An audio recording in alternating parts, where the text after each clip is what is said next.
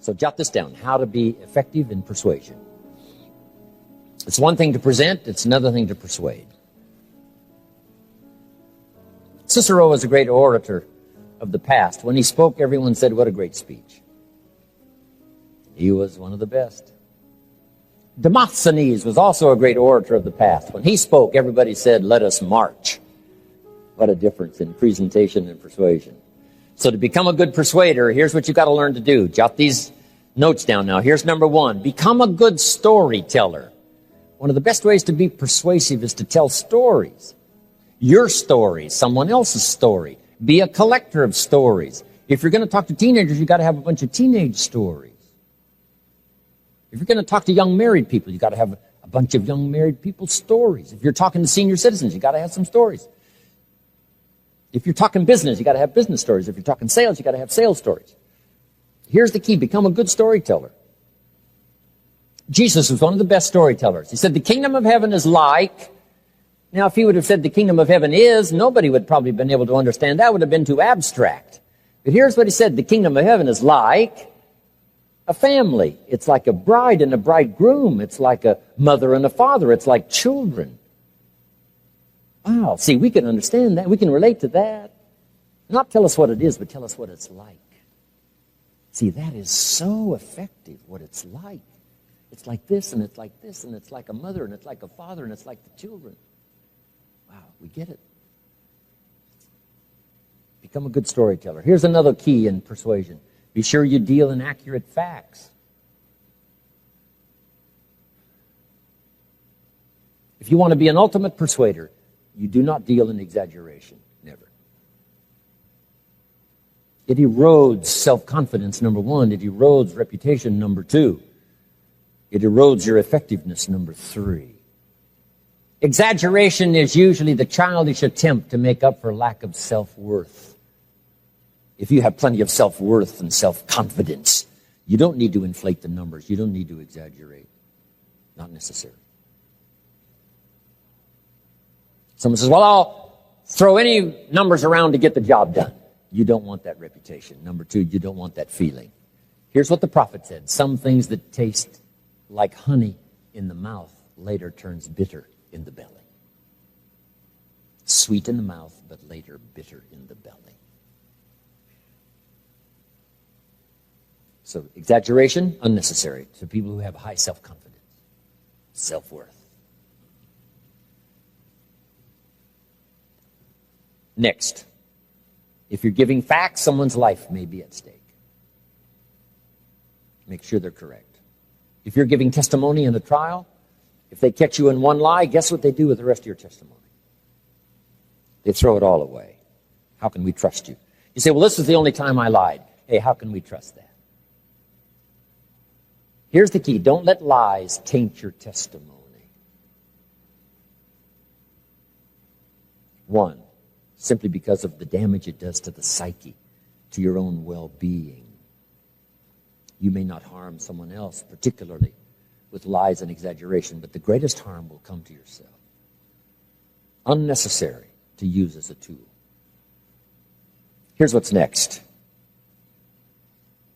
And that is quotes. One of the best ways to be effective is to borrow. What if someone else has said it well, why not borrow it? You notice I quote some lyrics from songs. Might as well borrow. William Bailey, I love to borrow from him because he said so many things and he said them so well. I borrow.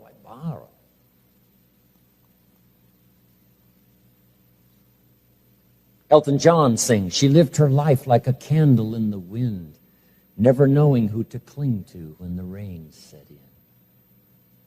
See, you don't need to say, you said that. Just say, Elton John sings. It's just as effective if you use someone else and give them credit. Here's what's effective. The lyrics is what's effective. You can't describe how fragile and brief life is much better than that. It's unique.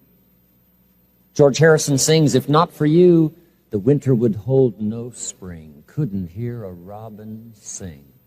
I just wouldn't have a clue if not for you. The lyrics, the songs, the words, you borrow. Somebody has a birthday.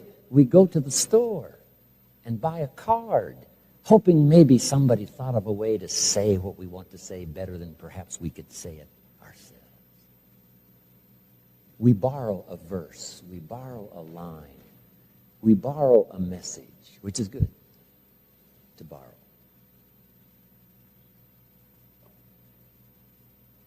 But here's the key. Don't always borrow. See if you can't put it in words. Say it. When my wife Judy and I parted ways, I wrote a little note. I said, "Dear Judy, as often as the night comes, so does my sadness. As constant as the day arrives, so is my love for you. I wish for you and I wish the best for you, and I understand that dilemma. The mixture of both love and sadness startles me. My life is here where you touch me. If ever you should call, I will be there to be touched again." It wasn't very long, but I tried to express in a few words what I was feeling at the moment. So if you got that message now, borrow, but don't always borrow. See if you can't send a note to a child, a note to someone, a letter at the right time. It might serve as something they'll keep forever. Put in your words. It doesn't have to be a sermon. It doesn't have to be a lengthy document. Just something that expresses from you yourself. Okay. Now to finish up, here's the rest of learning how to persuade. Next is straight talk. Tell it like it is. There's an ancient phrase that says the truth will set you free. There's nothing better than the truth. The best affirmation in the world is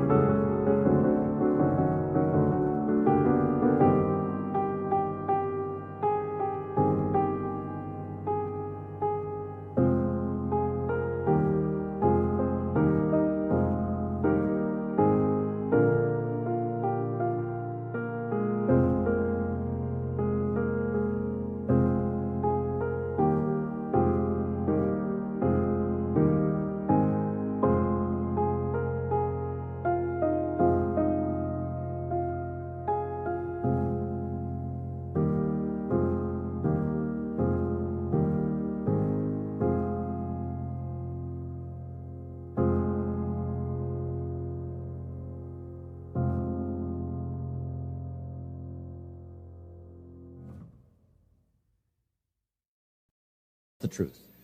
If you're broke, best thing to affirm is, I am broke. Put that up on the refrigerator where you can see it every day. It'll drive you to the library, get a card, start your process of information.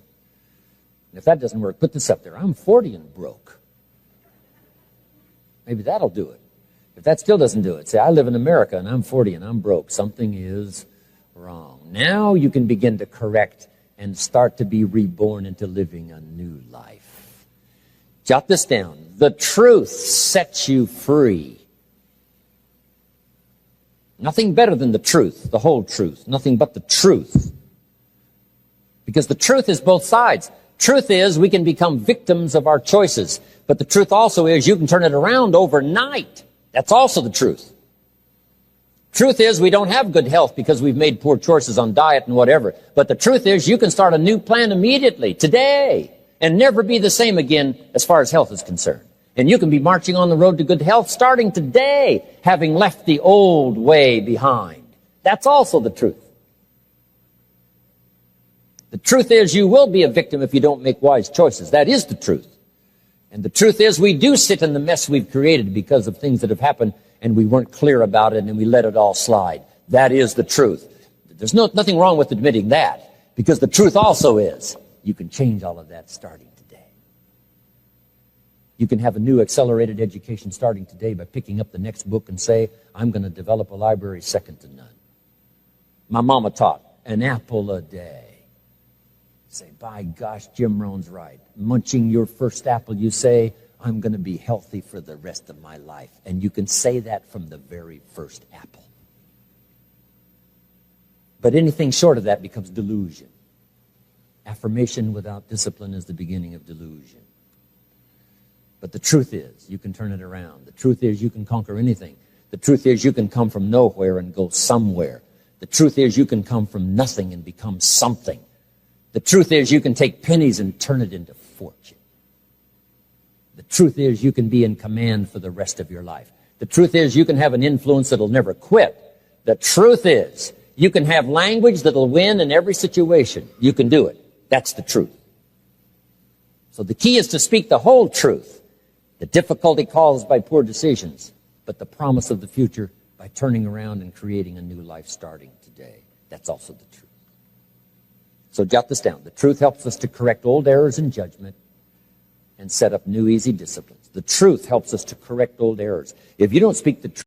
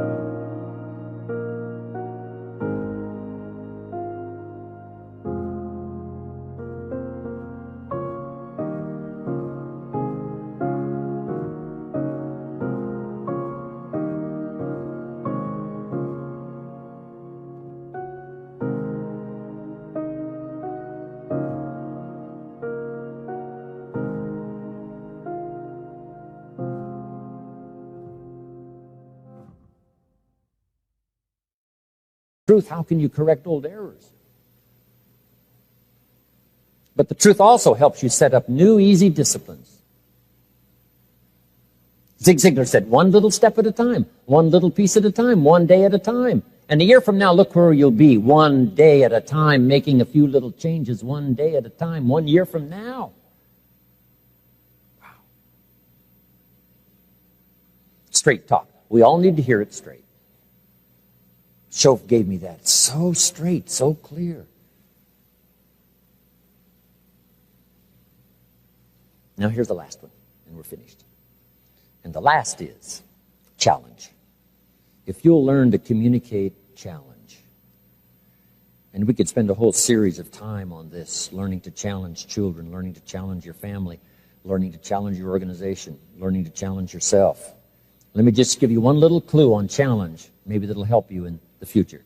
Here's one of the best challenges of all. Let's go do it. Just underline that little word, let's go do it. We often say, you go do it, you go do it. But here's what's more powerful than that, let's go do it. Sometimes all by yourself, we find it a little difficulty to shake ourselves out of lethargy and make the changes and start a new track. But if somebody was to come along and say, come on, let's get healthy. Come on, let's jog every morning. Come on, let's read a book every week. Come on, let's attend a class we haven't attended before. Come on, let's go to the concerts that we've been missing all these years. Come on, let's go, let's go, let's go. Guess who I'm going to have a chance to go see at the end of this month? Buck Owens. Let your mind rest on that. The man himself. One of my goals is to meet Andrea Bocelli, but also one of my goals is to meet Buck Owens. And some of my friends have arranged it to where I'm going to meet him and have dinner with him and then sit and listen to his performance in Bakersfield, California. Buck, the man himself. But now here's the key. Let's do things we've never done before. Let's set some records that'll never be broken. Let's do something around the world. Let's do something across the street. Let's cover the state. Let's. That is so powerful. Let me give you now the Bible phrase that goes with it. Here's what it says. If 2 or 3 agree on a common purpose, nothing is impossible. Just let your mind rest on that one. If 2 or 3 agree on a common purpose, nothing's impossible. The most incredible things can be done if just 2 or 3 get together. You don't need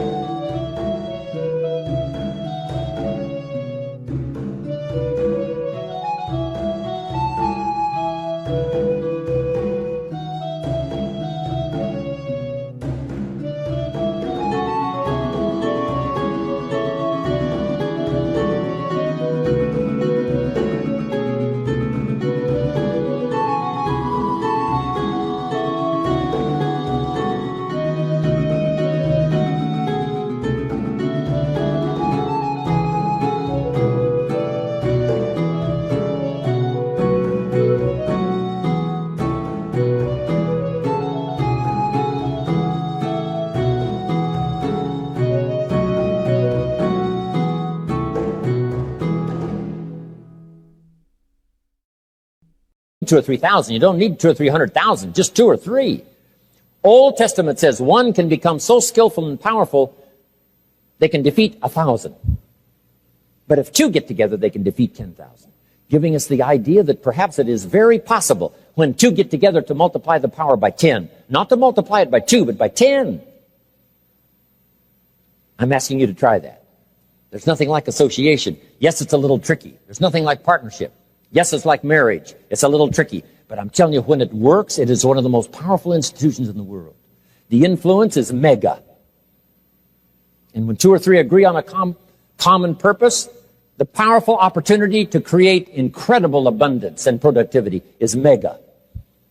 And we reserve the word mega for those that have learned to combine to do extraordinary things. Let's go do it. So I want to say to all of you, let's become more powerful than we ever have in the past. Let's learn to solve every problem that comes our way. Let us speak with clear thoughts and clear ideas and do things we've never done before. You and I can do it together. Okay, 20 minutes. Let's be back for the teenage session. Thank you very much.